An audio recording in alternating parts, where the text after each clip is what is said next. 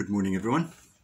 Today we celebrate the feast of Saint Catherine of Siena. Saint Catherine obviously became a doctor of the church because of her knowledge and because of the way in which she expressed herself. She, at a very early age, was somebody who became very interested in spirituality. She was recognized for her spiritual activity and was admitted at a very early age also to the third order of Dominicans. One of the things that she focused on a lot was reforming the clergy. It's quite a thing. You think, well, there's a nun out there trying to reform the clergy. And we're reminded that the clergy are people who are just humans, and sometimes they err. As a member of clergy, I don't claim to be perfect, and there are times that I have certainly erred, and hopefully not too often, but able to reform.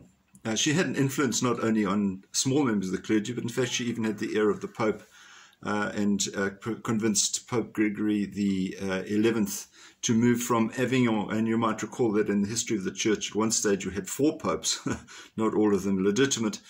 2 were situated in Rome and 2 were in Avignon, where they'd actually fled from Rome because of fears for their life. And so they settled in Avignon in France for some years. And then she had persuaded Pope Gregory to go back and return to Rome and restore the church to having just one leader. But we're reminded in that we look to spiritual leaders for guidance. And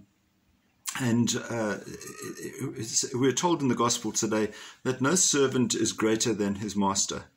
So, you know, the people who lead us, the religious, the clergy who lead us, are not ever going to be greater than the great master, Jesus Christ himself. And sadly, we do see people who do church hopping, parish hopping even, sort of following a particular charismatic leader.